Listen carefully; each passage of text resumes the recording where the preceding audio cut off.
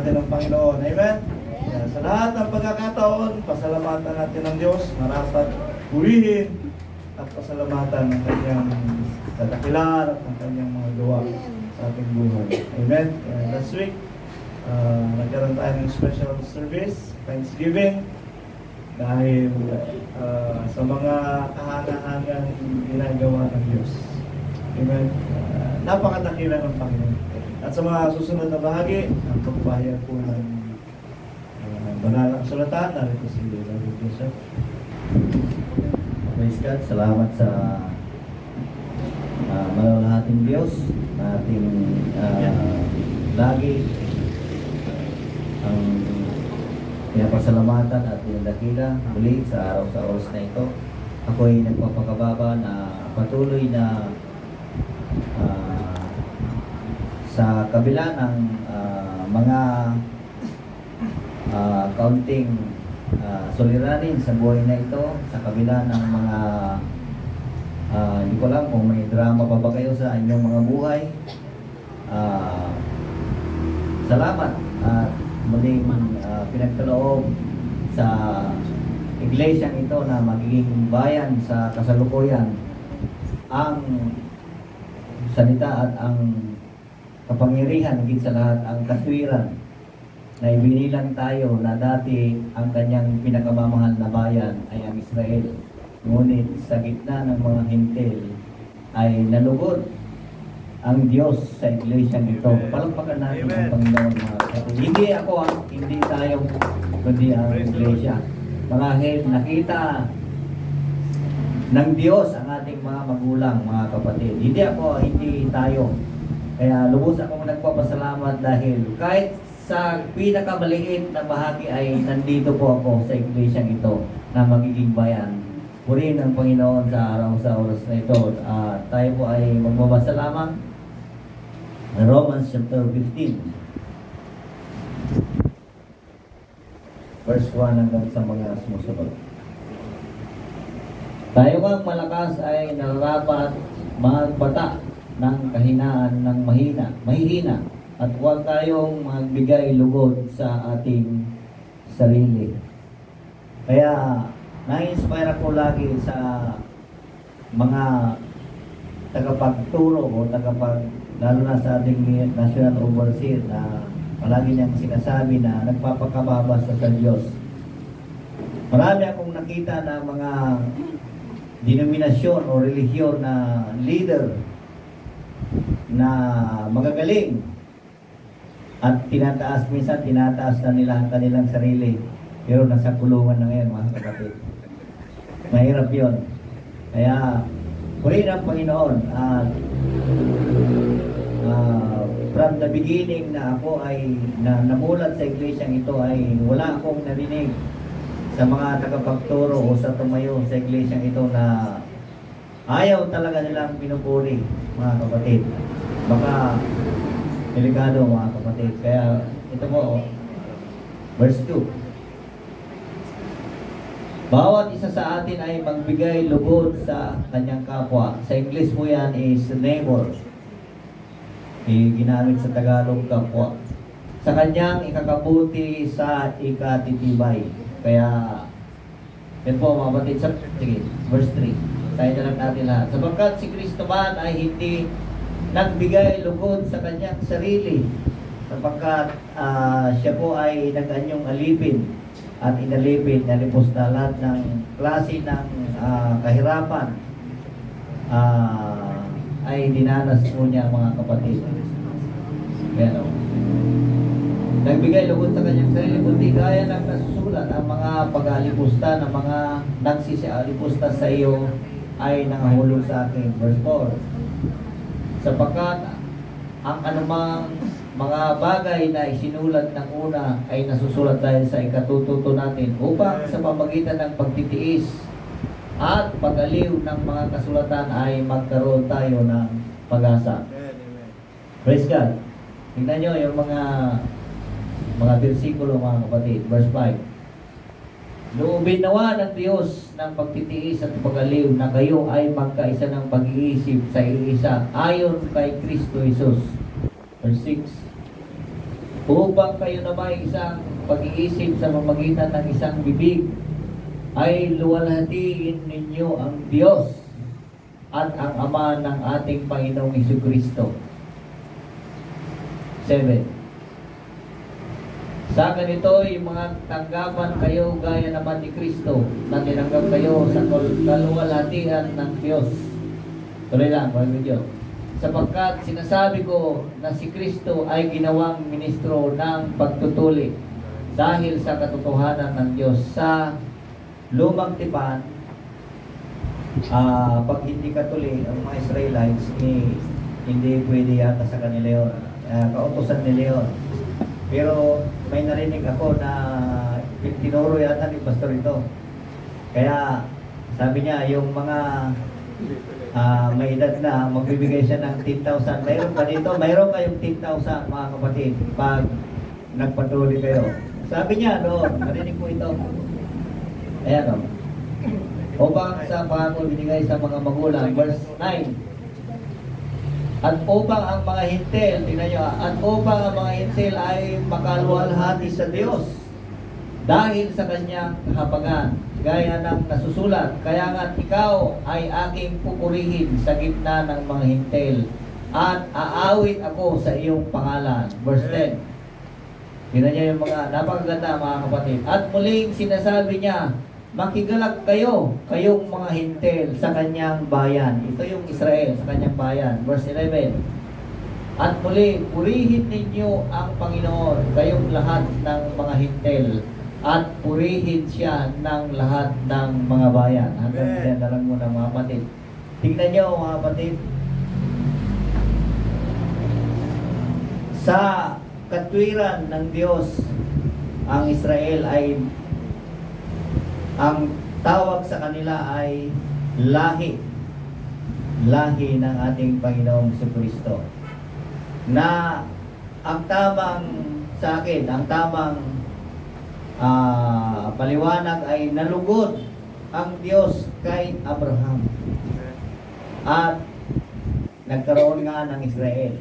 Biruin nyo mga kapatid, pag nalugod pala ang Diyos, talagang hanggang sa ngayon, tignan nyo ang Israel, tinutulungan at inililigtas ng Diyos.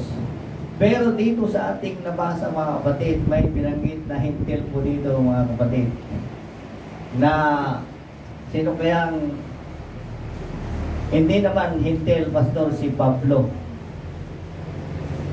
Siya ay Hudyo, pero hinirang siya na maging apostol ng mga hintil upang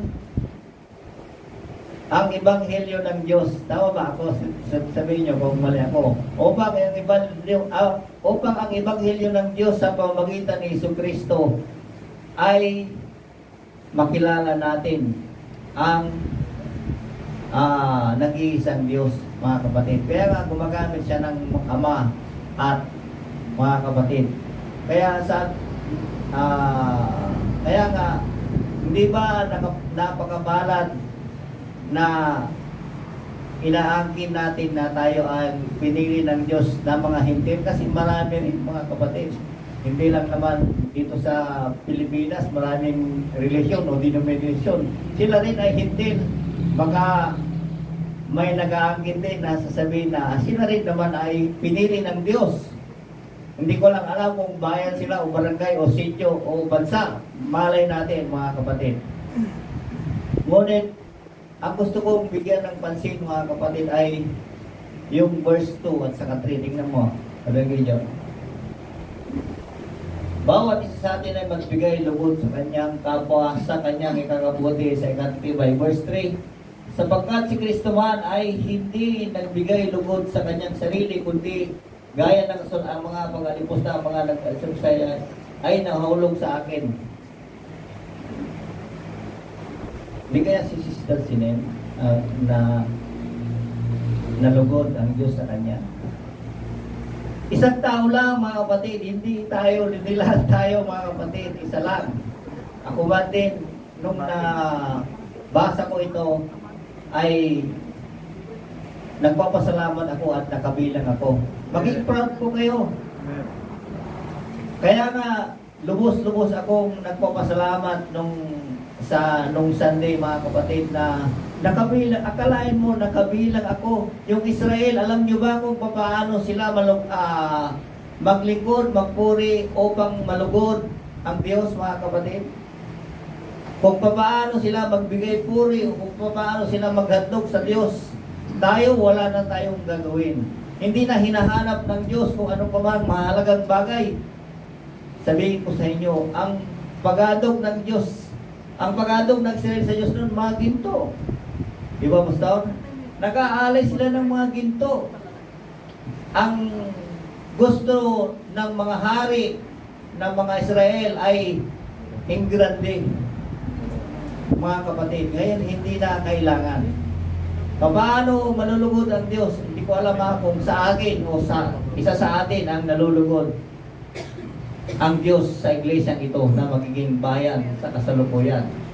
Hindi ko alam. Sigurado ba kayo na nalugod din ang Diyos sa atin o sa bawat isa? Hindi ko alam, mga kapatid. Pag nalugod ang Diyos, sigurado yan.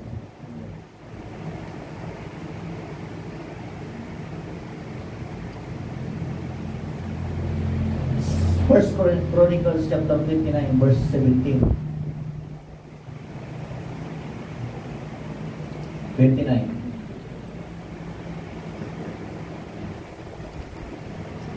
Si David po ito. Talastas ko rin, Diyos ko, na iyong sinubok ang puso at nalugod sa katwiran. Sagana akin sa katwiran ng aking puso, aking hinandog na kusa ang lahat ng mga bagay na ito.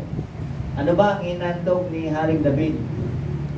Kasi dito magtatayo sila ng templo. Ang nag-design sa panahon nila si Haring David. Hindi ko lang nangyari kay Solomon. Alam niyo ba na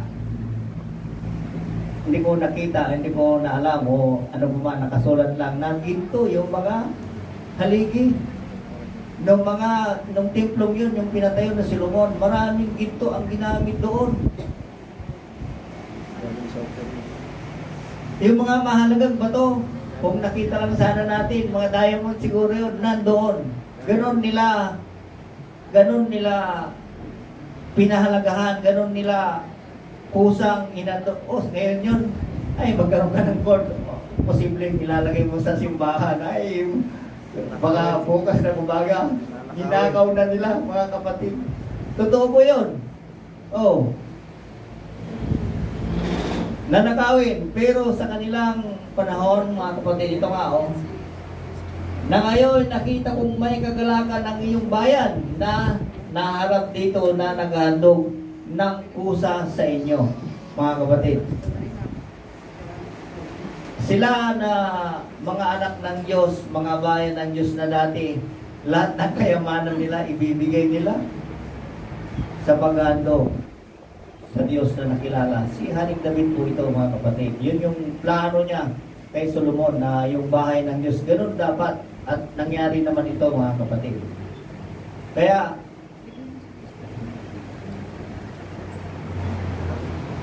kusa, sabi niyo, kusa, aking inahandog na kusa ang lahat ng mga bagay na ito. Tayo, mga kapatid,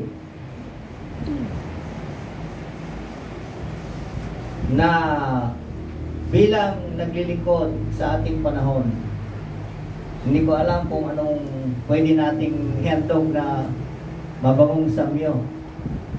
May nakasulat dito sa Romans din 12 buwan yata yun. Tingnan mo nga.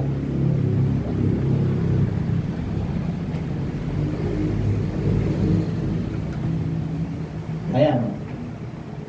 Kaya nga, mga kapatid, itinamangin ko sa inyo, alang-alang sa mga kahabagan ng Diyos. Naligtas tayo, mga kapatid, alang-alang sa kahabagan ng Diyos. Na iyong iharap ang iyong mga katawan na isang haing buhay banal na kaayaya sa Diyos na siyang ninyong karampatang pagsamba. Sa ating panahon, wala ka mang ginto, wala ka mang pera, Sabihin natin, ikaw ang sa tingin mo, sa sarili mo, ikaw ang pinakamahirap na tao o sa buong iglesia. Pero alam nyo ba, nung narinig ko yung pagpapasalamat, marunong ka lang magpasalamat sa Diyos. Na hindi sa ano pa mang bagay na gusto mong kunin o gusto mong mapasayo na mga sasakyan o ano pa man o ano pang bagay. Hindi po ganoon ang Diyos natin, mga kapatid. Magpasalamat ka sa Diyos na buhay at malakas ka at kumakain ka. Hindi ko alam kung sa atin maraming beses o 2 beses pwede na yun. Ganun ang gusto ng Diyos, mga kapatid, sa atin. Sa panahon nila, medyo may kahirapan magandong upang malugod ang Diyos sa kanila. Sa totoo lang, medyo may kahirapan. Sa ating panahon, napakadali, mga kapatid, na upang malugod ang Diyos sa atin, ay magpasalamat tayo palagi. Si Job nga ang hinalimbawa ni Pastor Efren. Nabasa ko na rin minsan pero hindi ko na mahanap na sa mabuti ka lang ba magpapasalamat sa Diyos? Hindi sa kasamahan. Pero kung marunong, alam niyo yung sekreto pala, kung marunong tayo magpasalamat sa Diyos, yung mga karamdaman, yung mga bagay-bagay na dumating sa atin, hindi darating po yan. Kasi nakikita ng Diyos na marunong tayong magpasalamat at doon nalulugod ang ating Panginoon. Praise God. Hebrews chapter 13 verse 16. Sa anong paraan nalulugod ang Diyos? Una, sa katwiran. Sa ating binasa sa panahon nila, Aring David, sa kanya, sa tingin niya, yung katwiran ng Diyos, yun yung dapat mangyari. Kaya talagang bungga silang sa tingin niyo ngayon, ano bang katwiran ang gusto ng Diyos na mangyari sa atin? Ito, isa lang ito eh. Ito po at ang paggawa ng mabuti, marami na rin pala, mga kapatid. At ang pagabuloy ay huwag ninyong kalimutan sapagkat sa mga ganong hain, ang Diyos ay totoong nalulugod. Naasar ba kayo sa humingi ng mga doon sa masasakyan nyo? Yung tuk-tuk. Minsan, titignan ko yung tao. Pero ako naman,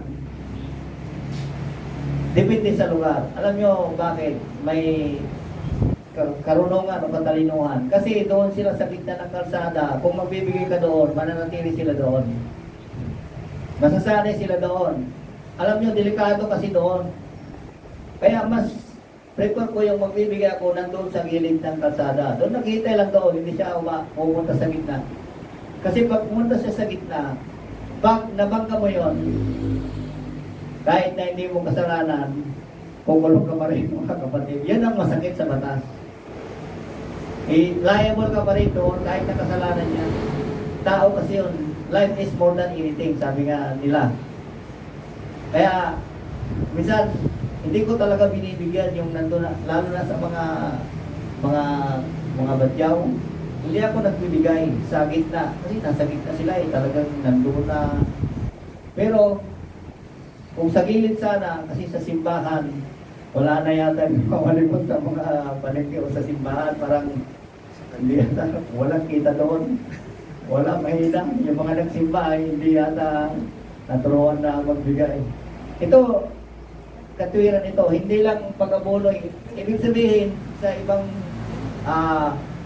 term, magtulong.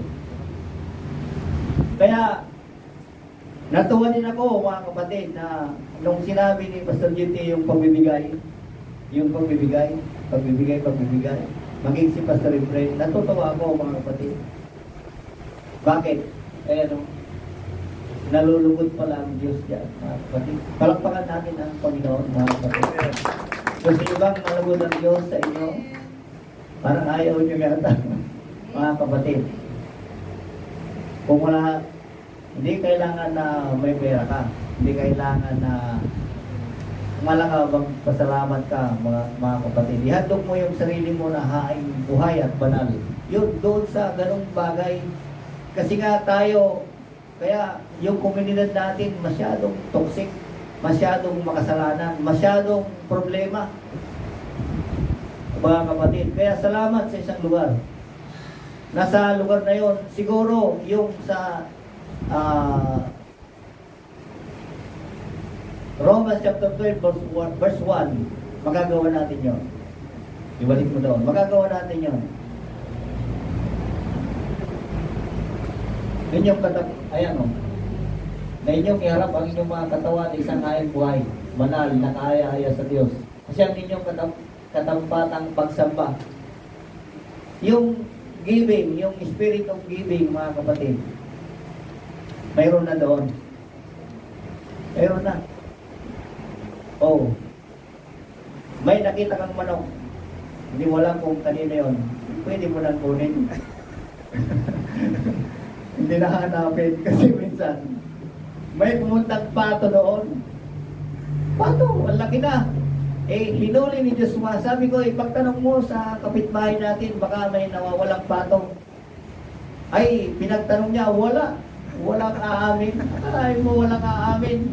Yung pala galing sa 55. Ang layo. Ang layo ng pinanggalingan. Eh, pag ganun naman, ay, pwede mo nang katayin, sabi ko. Eh, kaya mga kapatid, yung sa tingin ko, sa akin lang ito. Sa akin lang. Hindi ko naman sinasabi na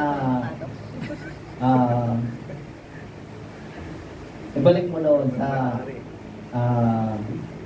Hebrew chapter 13 verse 16.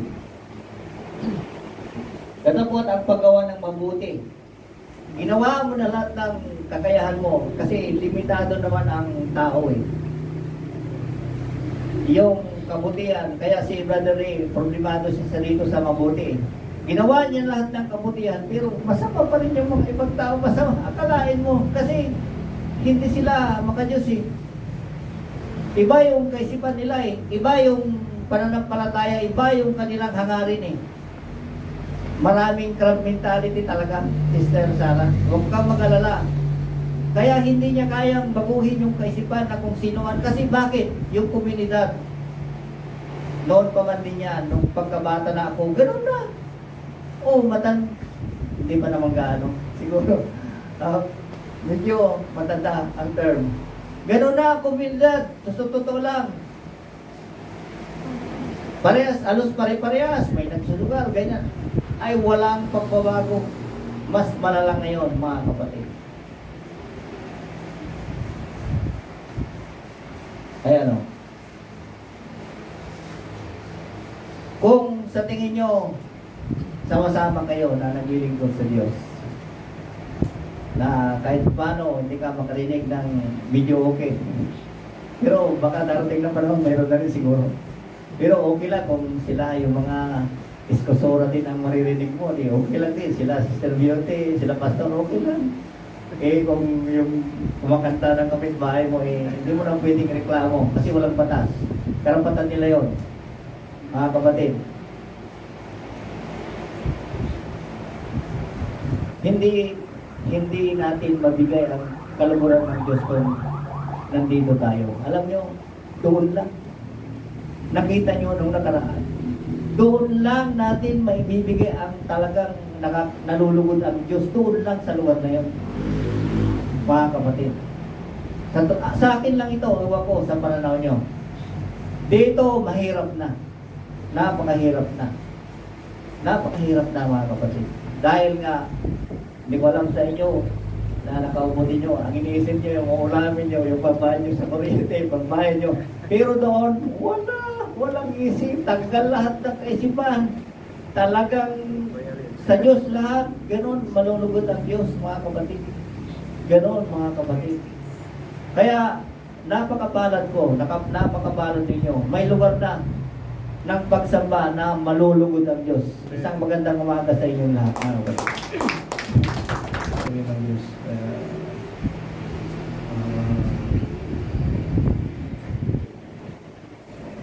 The essence of thanksgiving. Amen. Lagi nating pasalamatan ang Diyos. Amen. Kahit na may mga hinihingi tayo na hindi pa binibigay, sikapan nating pasalamatan ang Diyos. in high, in lows, pasalamatan natin lagi ang Panginoon. Yung bang masasalamat na wala tayong iniisip na kapalit sa Panginoon, kundi pinasasalamatan lang natin siya dahil nagiging Diyos siya sa atin. Laging termino ko na yung Diyos sa atin dahil napaka gandang ipamuhay, napakagandang pangyarihin natin na let God control our lives. Amen. Hayaan natin na maging Diyos siya sa atin, na gawin niya kung ano ang kalooban niya. Amen. Kaya in high, in lows, sa meron o sa wala, pasalamatan natin lagi ang Panginoon. At kung nalugod ang Diyos, there it is, ibibigay na niya yung mga bagay na nararapat para sa iyo. Amen. May mga pagkakataon dito, lagi kong pinasalamatan ng Panginoon sa panalangin, lagi namin pinasalamatan ng Panginoon sa mga kaganapan. Although mayroong pinagdadaanan, pero kailangan pasalamatan ng Diyos. Amen. At makikita mo na lamang sa panahon mga darating, may mga bagay na ginagawa ng Diyos para tayo ay saklolohan sa mga pinagdadaanan natin. Ang Diyos ay mabuti. Amen. Ang Diyos ay tapat sa kanyang mga salita at dapat natin pasalamatan siya. Amen. Kaya sa lahat ng mga bagay na ito ay itaas natin lagi ang Panginoon, ang pangalan ng Panginoon, sapagkat siya ay mabuti sa atin. At ano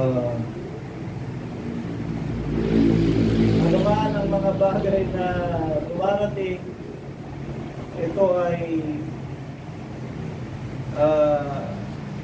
kumbaga, huwag nating ariin na parusa ng Diyos o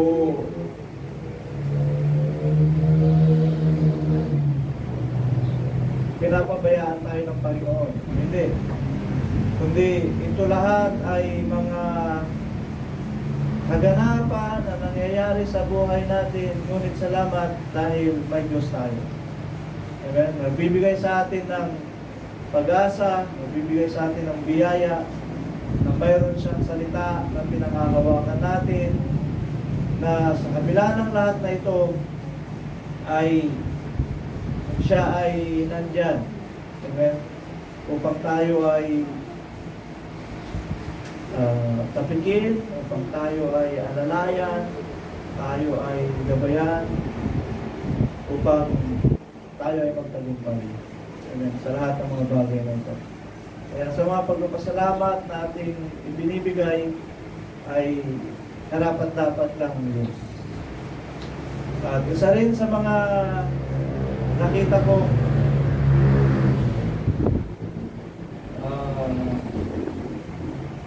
ibang pinangyayari ng Diyos.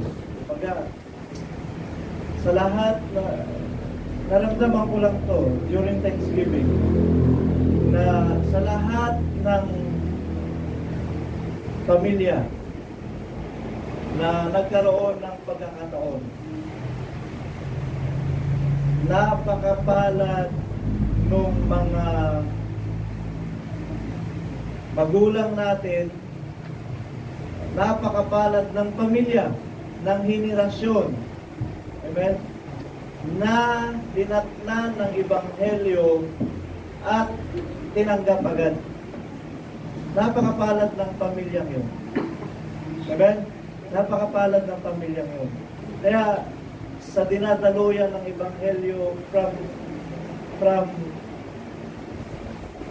the forefathers natin, sa mga magulang natin na nadatna ng Ebanghelyo at tinanggap nila ang Ebanghelyo, mapalad yung kanilang mga supling. Amen. Mapalad ang kanilang mga supling, ang kanilang mga henerasyon. Kaya Sa lahat ng mga dinadaluyan ng biyayang ito, huwag natin sayangin. Amen? Huwag natin sayangin. Amen? Huwag natin sayangin. Kundi bagkus, lagi nating alalahanin ang biyaya ng Diyos, pasalamatan natin ang Diyos, magtapat tayo sa Panginoon dahil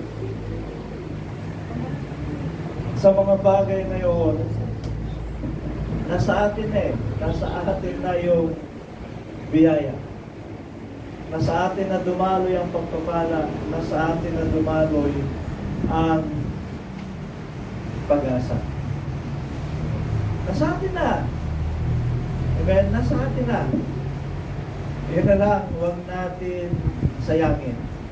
Huwag natin baliwalain.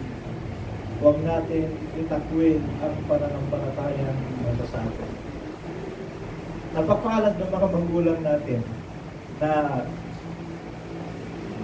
dumating ang manggagawa, pinahaginan sila ng Ebanghelyo, narinig nila ang Ebanghelyo, at agad tinanggap na may galak. Swerte sila. Swerte ba ang mapalad? Talagang, kung hindi sila tatalikod sa paglilingkod at sa pananampalataya, ang kaligtasan ay nakalaan para sa kanila. Ganon din sa atin.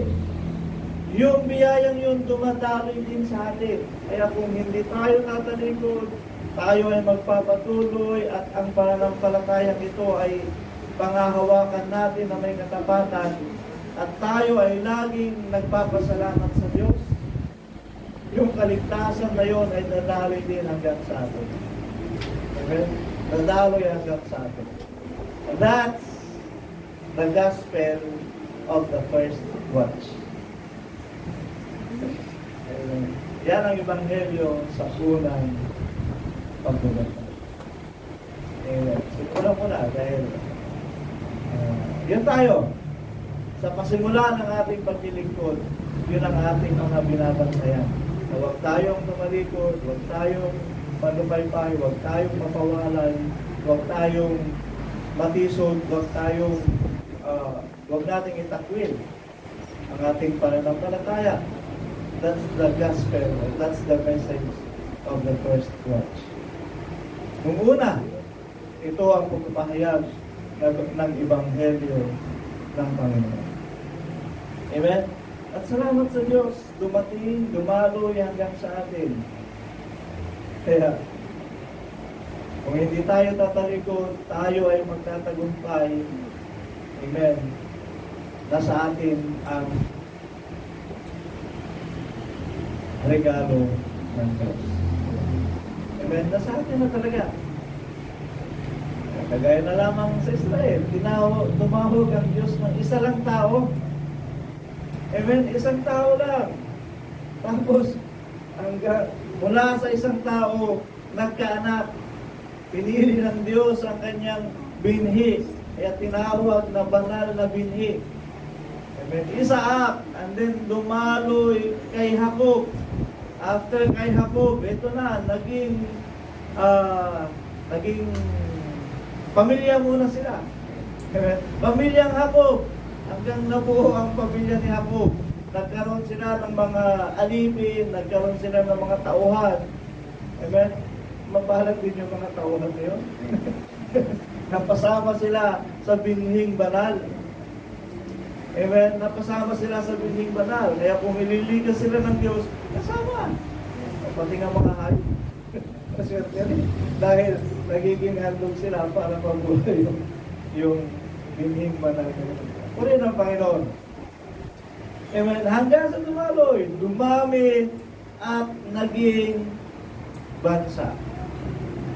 Amen. Naging bansa. Mula sa isang tao. Naging bansa sila, naging bayan ng Diyos, pinili ng Diyos, hanggang naging matatag sila sa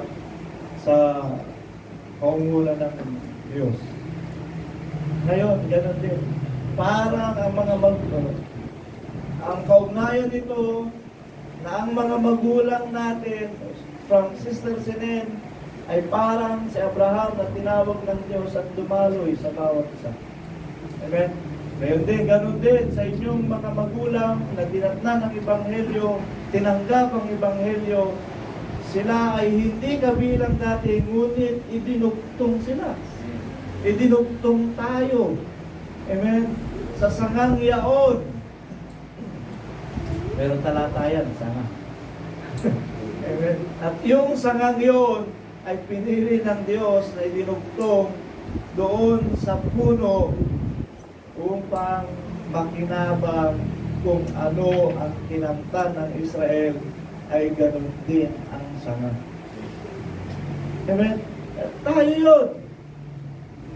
Kung anong kaligtasan, kung anong pangako sa Israel, ngayon ay kinakamtan din natin dahil inugtong tayo sa binhing banal. Amen? Alam na natin kung paano tayo dinugtong sa banal na binhi. Lahat ng nabautismuhan kay Kristo, amen, ay ibinihis si Kristo. Wala ng Hudyo, wala ng alipin, wala ng babae, wala ng lalaki. Lahat na ay pantay-pantay. At kung ikaw ay kay Kristo, ikaw nga ay binhi ni Abraham.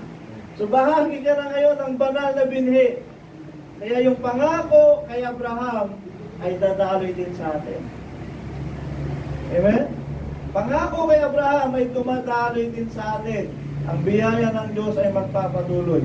Ngayon, kasama ng Ebanghelyong ito sa bawat panahon. Amen. Kaya sabi ko sa inyo kanina, Ebanghelyo ng unang pagbabantay, the message of the first watch. Amen. Ay yung una nating tinanggap, yung una nating naunawaan. At first watch, sabi ng Bible, mga puyat kayo at magsipagbantay. Dahil hindi lang first watch. Ingatan ninyo ang inyong sarili from first watch until second watch until third watch. Amen. Until fourth watch. Ingatan ninyo ang inyong sarili. Kasi magpatuloy kayo magsipagbantay. Ingatan ang inyong sarili. Ingatan ninyo ang inyong mga mahal sa buhay. Ingatan ninyo ang inyong pamilya na laging nagpupuyat, nagbabantay at nakatuon sa pananampalataya sa Panginoon. Sobrang ko lang. Actually, yung sinishare ng bagong blessing, ang dami kong na sumagi sa isip na pwede kong idugtong pa. Pero yan lang muna, yun lang naisip ko. Meron pa sana. Itong pag-aaral na to. Ayun pala.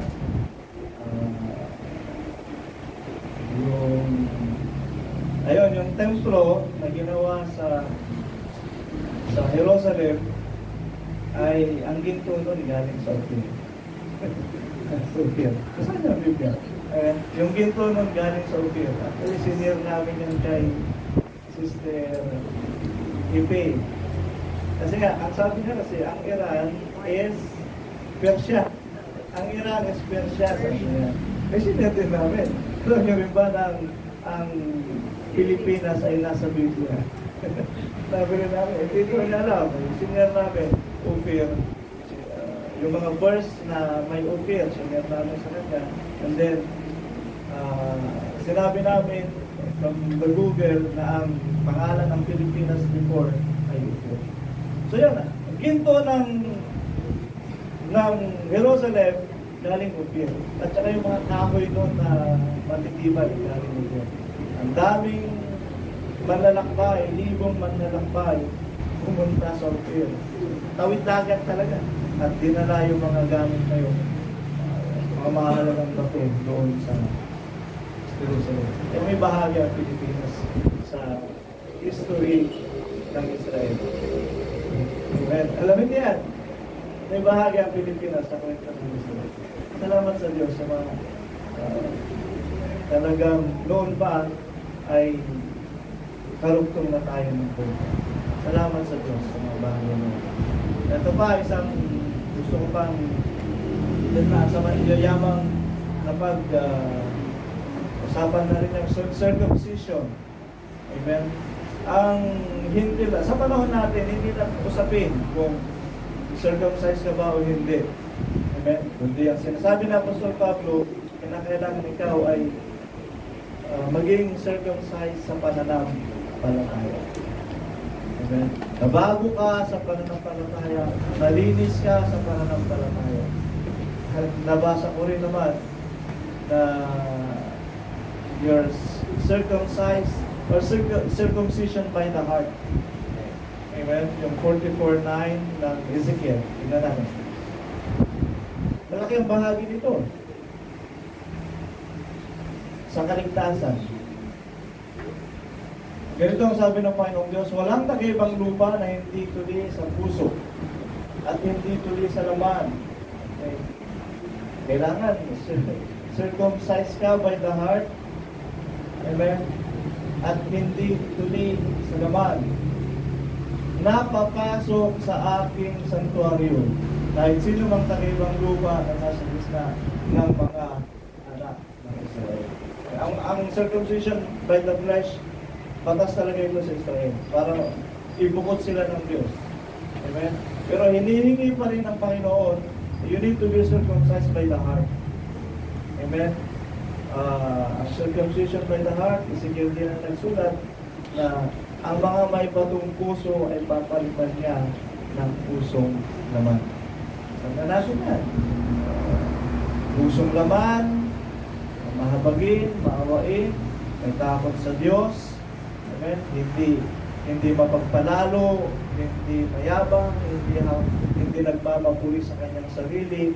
Yan ang ibig sabihin ng circumcision by the heart. So, susunod tayo sa Panginoon, gagawin natin ang kalooban ng Diyos. We are not of ourselves. Hindi tayo ay sa Panginoon. Amen? Gulay-gulayin niyo na ito. Amen? Iba't ibang mensahe sa bawat kapanahunan. Galatians 1:20, Colossians 1:23. Tingnan natin, Colossians 1:23. Kung na kayo na namamalagi sa panampalataya na nababaon at nakitibay at di makilo sa pag-asa sa Ebanghelyo na inyong narinig na ipinangaral sa lahat ng mga nilalang sa silong ng langit na dito akong si Pablo ay ginawang ministro. Galatians 3:8.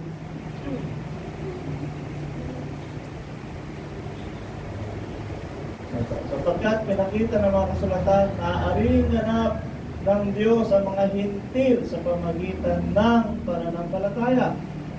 Okay. Ay pinangaral ng una ang Ebanghelyo kay Abraham na sinasabi, sa iyo ay pagpapalain ang lahat ng mga bansa. So, may Ebanghelyong pinangaral kay Abraham kasama na ang mga hintil. Amen? Kasama na ang mga hintil. Yan yun. Kaya, lumaloy ang biyaya sa atin. Ngayon, yung Colossians 1:23, ganoon din, ang Ebanghelyo ay pinangaral mula nung una. Kaya, sa lahat ng nilalang, considering Adan hanggang sa ating panahon. Amen? Yan nga lang, ang baptism ay hindi para kay Adan. Amen? Ang Ebanghelyo ng bautismo, hindi para kay Abraham. Ang Ebanghelyo ng bautismo, hindi para sa kaharian ni David. Amen? May kanya-kanyang Ebanghelyo sa bawat kapanahunan. Amen? And there is also Gospels in every watch. Inaano ko na sa inyo para may handa rin yung mga kasisip patungkol sa pag-aaral natin. Iba't ibang Ebanghelyo sa bawat panahon na pagdadala. Amen. Tayo hanggang 4 na pagbabantay. Pag-aralan natin yung mga purihin ng Panginoon. Kaya tayo po yung magsitay mga kapatid. Salamatan natin ng Diyos. At salamatan nyo rin yung inyong mga magulang. Magulang sa pananampalataya at magulang sa laman. Dahil kung hindi sa kanila, hindi dadaloy sa atin ang biyayang ito. Amen? Salamat din sa ating mga magulang, sa ating mga magulang. At tinanggap ang Ebanghelyo at narito tayo ngayon sa pag-asang nakaranda sa mga magsisipagtagumpay. Salamatan natin ang Diyos.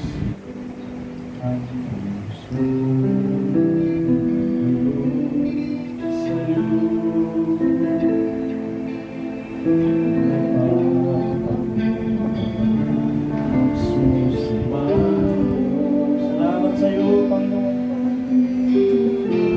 Sa oras na ito, iyo kami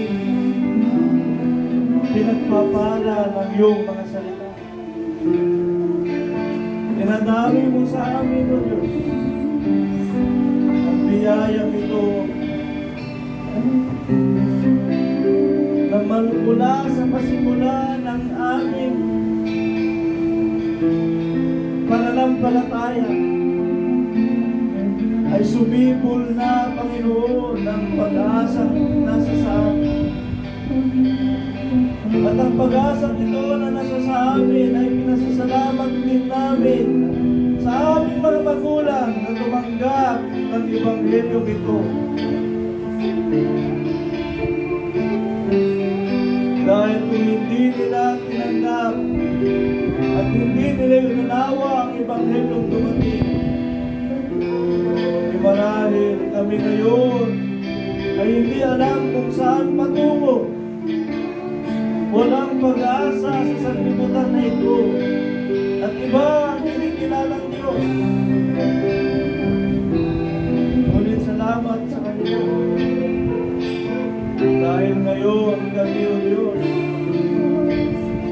ay may taglay na pag-asa sa pamagitan ng aming pananampalataya ng iyong salita, ang aming kinikilalang pahayag.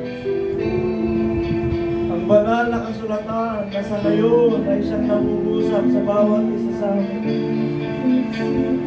Panginoong Diyos, salamat po na nagsugo ka rin ng iyong mga dilawa upang dumating sa lugar namin at kanilang ibinahagi ang Ebanghelyo ng kaligtasan na siya mong alay para sa bawat sumasampalataya. Salamat sa mga ginagamit mo, Diyos, sa mga manggagawa.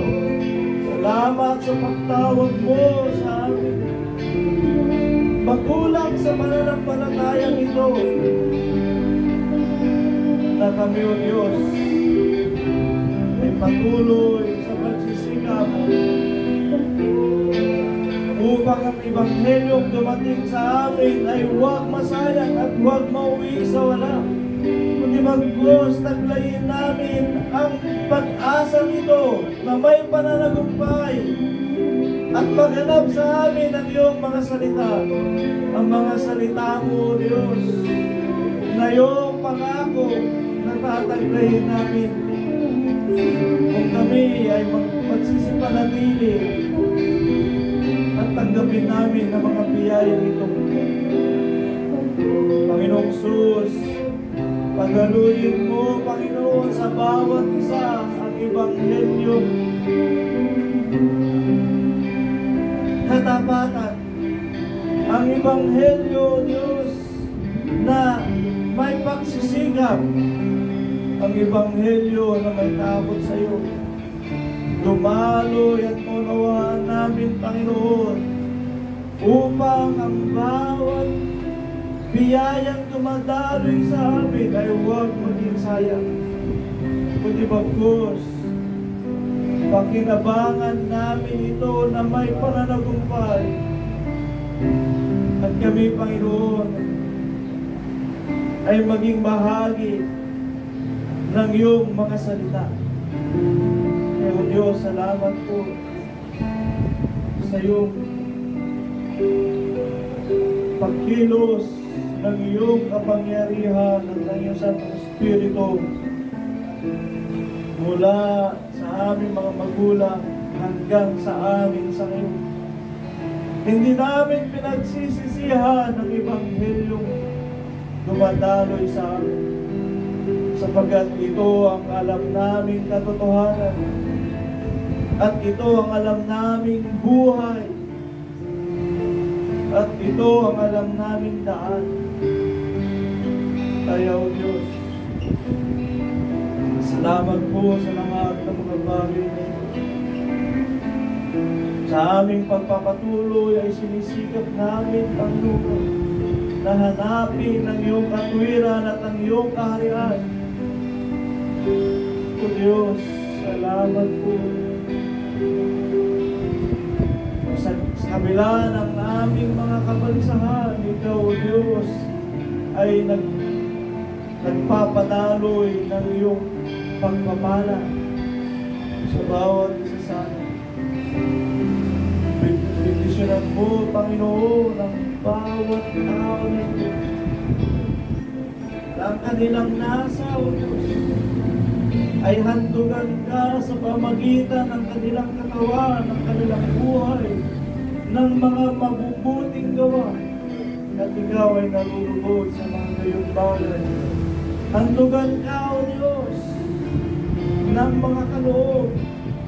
Ng kaloob na ito ay siya muling ikinalulubog.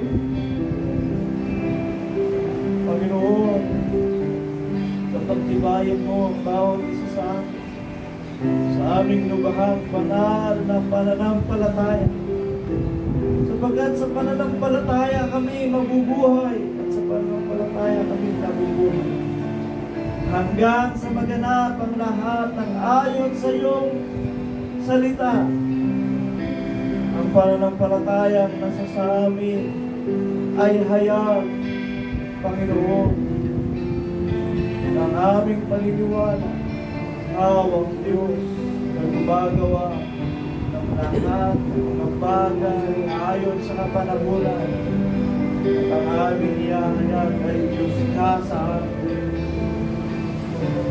na ginagawa mo, Panginoon, ayon sa iyong katwiran, ayon sa iyong kalooban.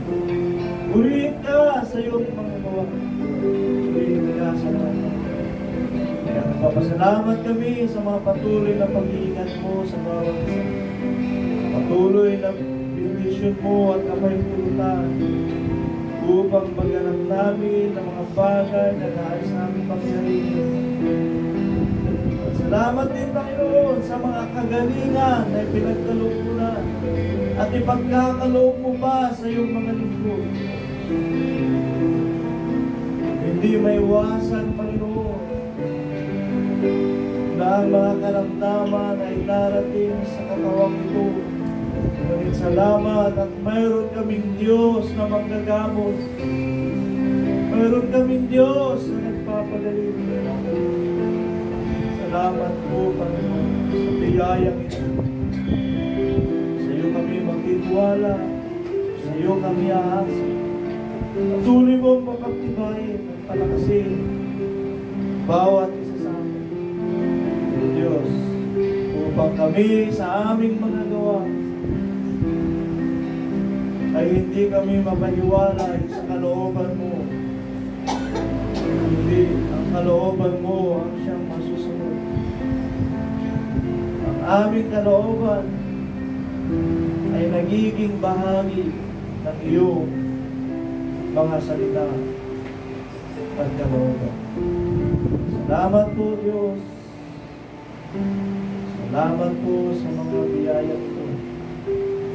Pagulog, pinagkakaisa mo kami at pinagtatagumpay mo, Diyos, sa bawat isa. Purihin ka, Lord, at ka sa pangalan ng Diyos.